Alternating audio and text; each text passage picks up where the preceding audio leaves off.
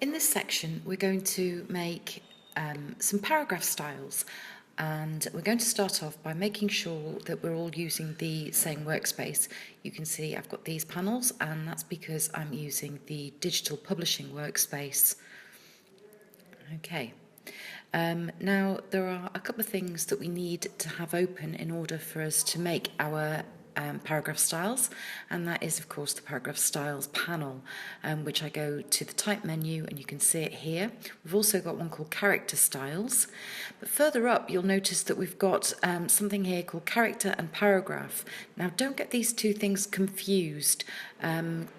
This is for making our paragraph styles. Character and paragraph on their own are for local styling.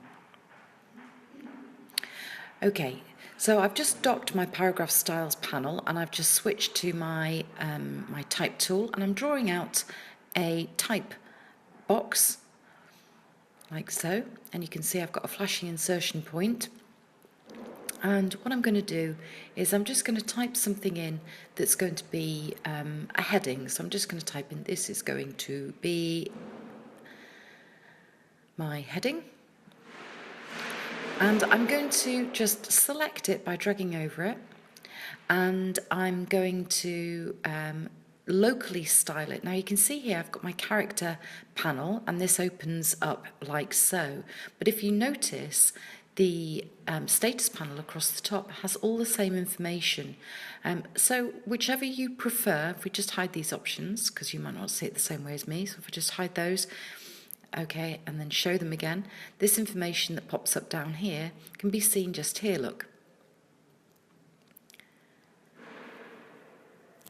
Okay, so I'm going to use the status panel, and I'm going to change my typeface to begin with.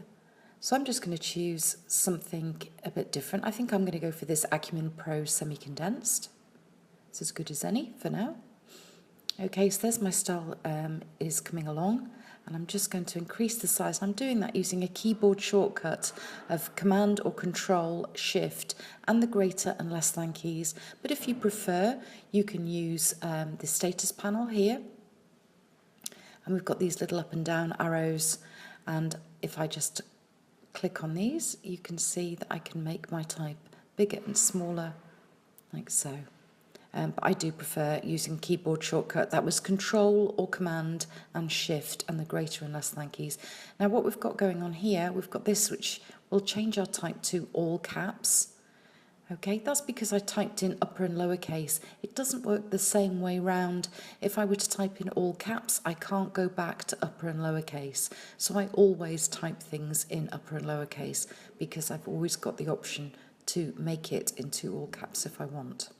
Okay, so this will do for our style, for our heading. But at the moment it isn't a style sheet. I've just styled all this locally. Now I'm just going to select a letter in here. It could just be a word, a letter, or even just put the insertion point somewhere on the paragraph, because these are paragraph styles. You can see we've already got one paragraph style. It's called Basic Paragraph, and there's a little plus here which is the Style Override highlighter. Now I'm going to make a new paragraph style, and you can see here that all the basic character format that I've input already is already here. The size, which is 70 point, the typeface that I chose, and the leading is depicted here in as 84 point. That's automatic. Okay, and if I go back to general, you can see here if I put this little checkbox on, I can apply the style to the selection, like so. Now, even though I've only got the A selected, it will apply it to the whole paragraph because this is a paragraph style. Okay, so there you can see it says paragraph style 1. Okay. Now I've got a little bit too much space here, so I'm just going to change my leading. So I'm just going to shrink that down. Now I've actually got a negative amount of leading. If you look, I've got 66 points of leading with a 70-point type, and that's called negative leading, but it's fine when I'm just using all caps because I have no descenders which are going to crash into each other. And you can see there it says paragraph style 1, which isn't really a very satisfactory name. So if I just double click on it, I can rename this, and I'm going to call it main heading.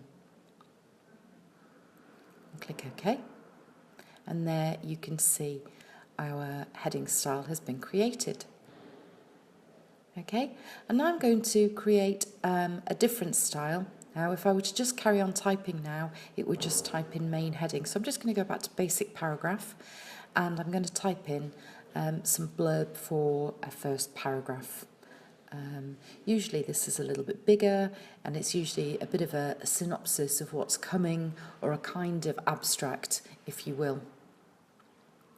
So I'm just sorry about the slow typing. There we go. This is going to be a bit of blurb about the next piece of text. There we are. A little bit more. Just trying to spin it out a bit. Okay. There we go. A kind of brief synopsis. Okay, so there we have it. So I'm just going to select this, and I'm going to, if I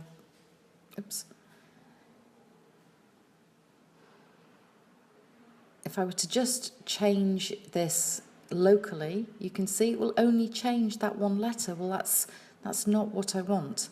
So to change things locally, I have to select all the type, like so. And I'm going to choose Euro style for this. There we go.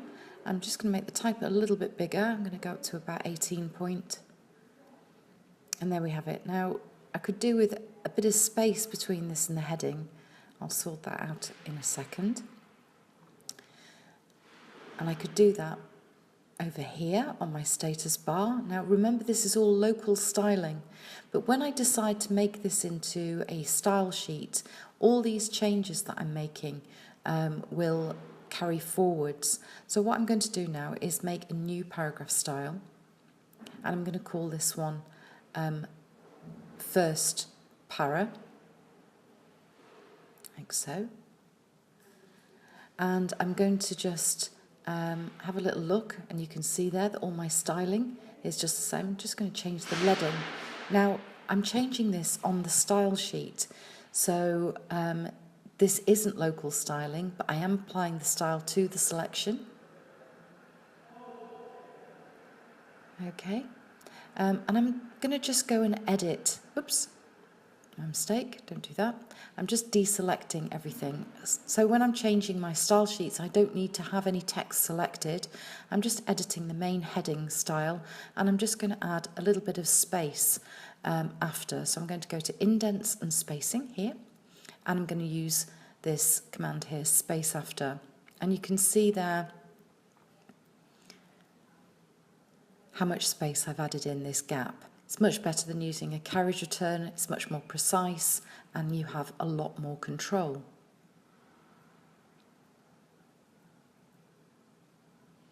Okay. So I'm just going to click OK. And there we have it. So we've now got two style sheets. I've got my first paragraph style and a main heading. I'm now going to add some body copy, and I'm going to use some local styling here. I'm going to make it about 9 point, and I think I'll go for, I don't know, Times New Roman. There we go.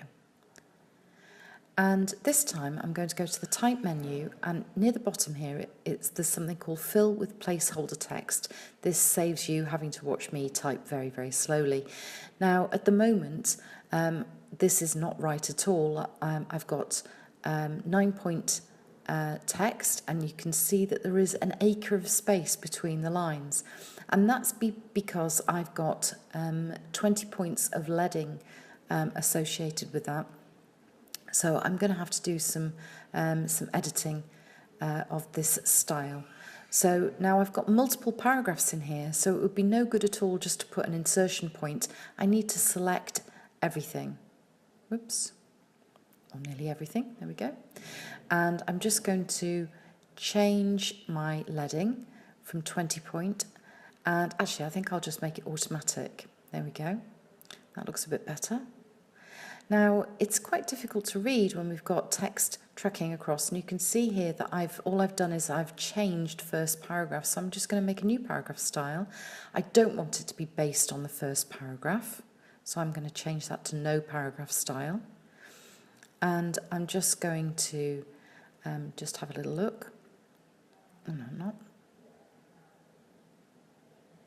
Oh, here we go. I'm going to add some space after each paragraph. Again, better than using a carriage return. Sometimes a carriage return is a bit too big and it looks a little bit clumsy. Again, my spacing's not great. I'm just going to rename this body copy, like so. And then I'm going to, oops, it's much better if you don't have anything selected when you start editing your style sheets. So I'm just going to add some space after my first paragraph style. There we go, that looks a little bit better. And I'm going to take some of these carriage returns out because my paragraphs look very short. I'll take one out here as well, I think. There we go. And I think I'll add this into my, my first para. There we go. So I'm just going to select those, and you can see there that I've got an override on there, which I'm going to have to clear. Whoops-a-daisy. So the first thing I need to do is go down to this drop-down, clear overrides. Oh, missed a bit. Clear overrides again. So if this happens to you, you can get rid of those quite easily just by going to the little drop-down and choosing clear overrides. There we go. So that looks a little bit better. Now I can go on editing these styles until they look exactly how I want them to. Now, one of the things that I find difficult is reading small text, like the body copy there, over multiple columns. And you can see there that my box is spanning 1, 2, 3, 4, 5 columns. So what I'm going to do is I'm going to add in some columns into this box. Now you can see at the moment they're not visible, so I need to choose the selection tool. Now you'll see that I'm changing the box, and if I just hover over here, you'll see that this is where I put in how many columns are going to be applied to that box. I'm going to put in 2, and that looks like an unmitigated disaster. I've got some hyphenation, which doesn't look very nice, and also the words don't fit properly because the column is too narrow for the size of the type. But we can change that if I just deselect everything and go to my main heading style. And the first thing I'm going to do is get rid of the hyphenation. So I just go to hyphenation and uncheck that. And you can see there that it'll only display up to the word my because the words that follow are too long to fit in that column width. But I can change that. If I go down to where it says span columns, I can get this style to span the columns in this box, like so. Now that looks a lot better already. And if I do the same thing with my first para style, and get this style here to span,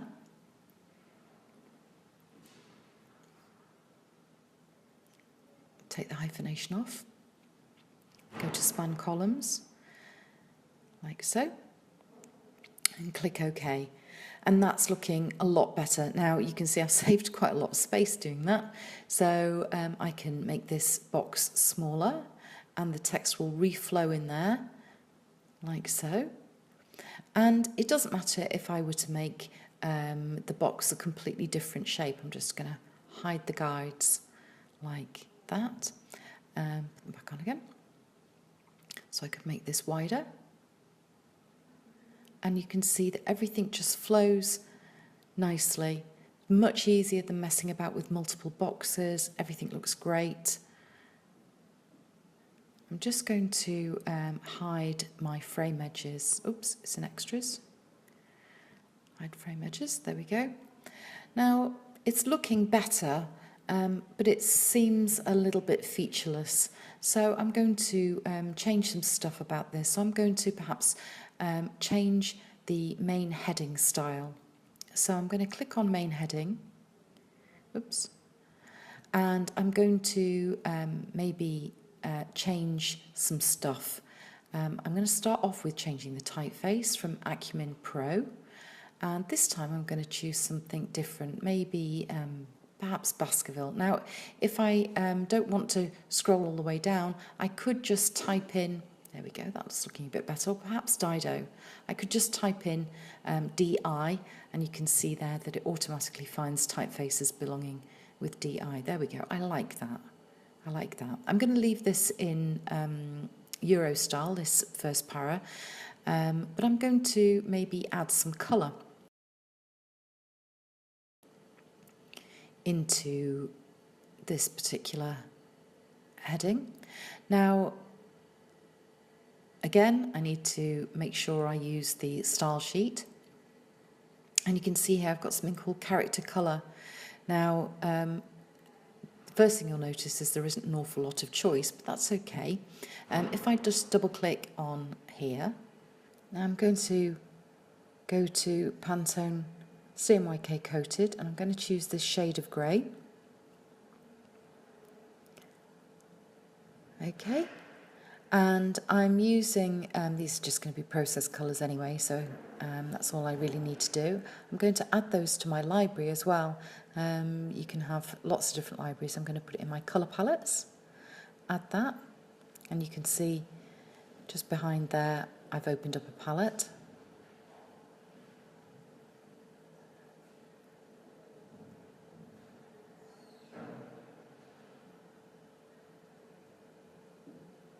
Okay, and I'm going to just add this style locally, this colour style. So I'm just going to select my heading and choose that colour. Now, you'll notice my style sheet now has an override on it.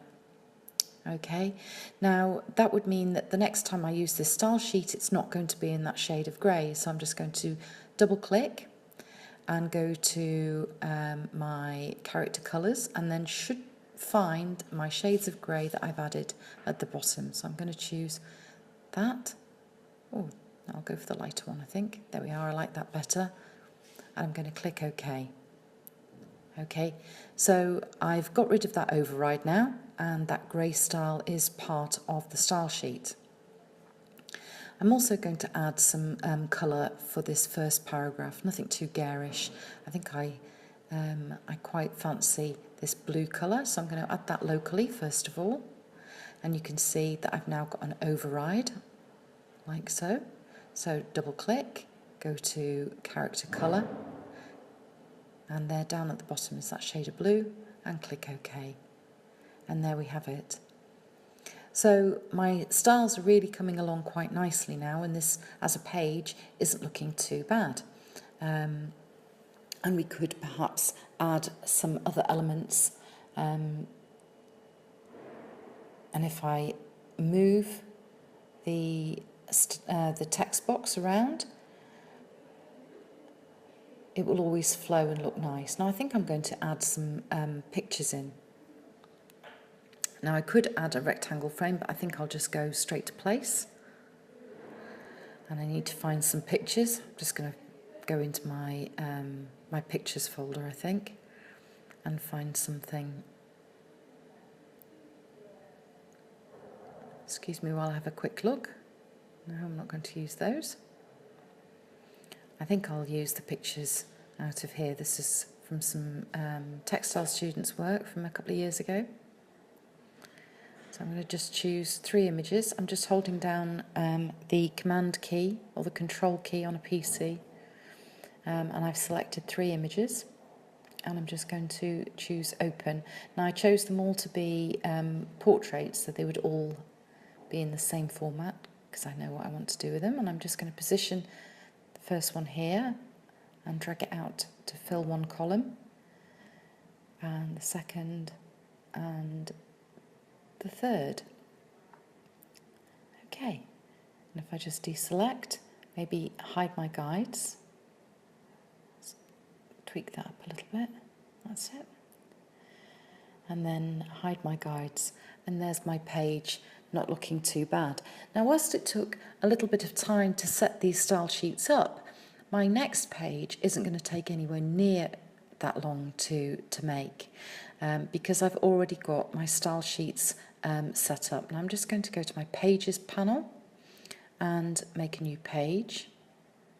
I'm just going to shut some things down because it's getting a little bit congested. I'm just going to add my Pages panel in there.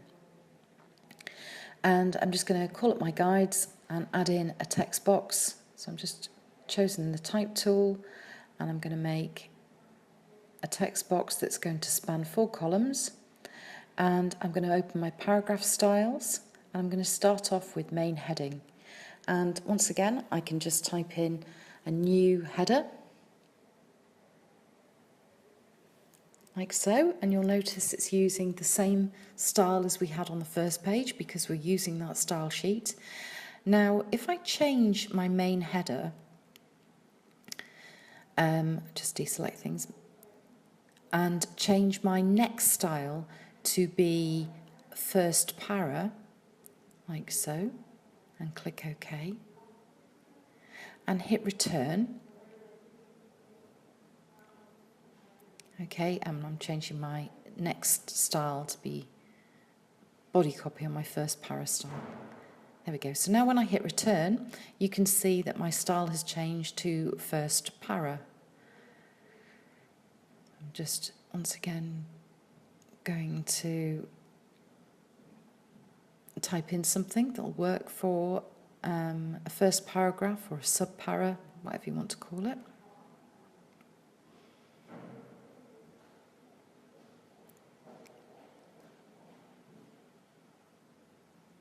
So just making up some rubbish.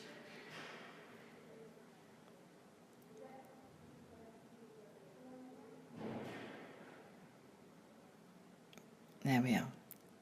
Okay, and now I'm going to insert some placeholder text. Okay, and I'm just going to change that to body copy and add some more in, like so. Okay, so this page is coming together an awful lot quicker. I'm just going to add some columns in there. Okay, and again, you can see if I were to drag that round, just move that down, maybe add 3 columns. There we are. Let's see what this will look like.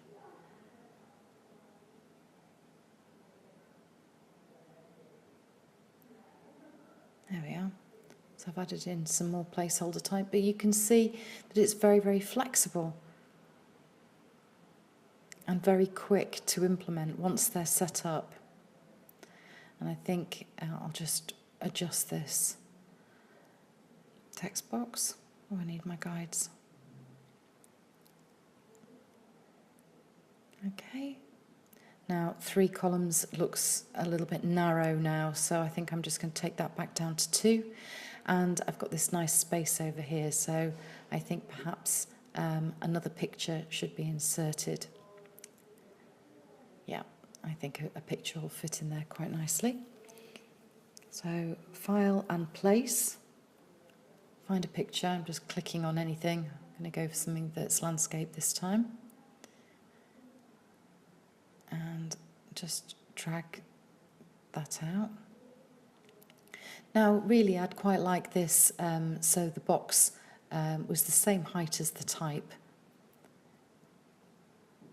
Okay, but I don't want to distort the picture, so the first thing I'm going to do is I'm going to just change the box or the container that's holding the picture.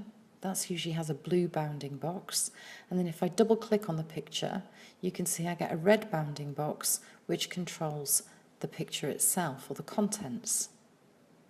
Okay, so you have container and contents. There we go. And there we have it. And that, ladies and gentlemen, is how we create paragraph styles using Adobe InDesign.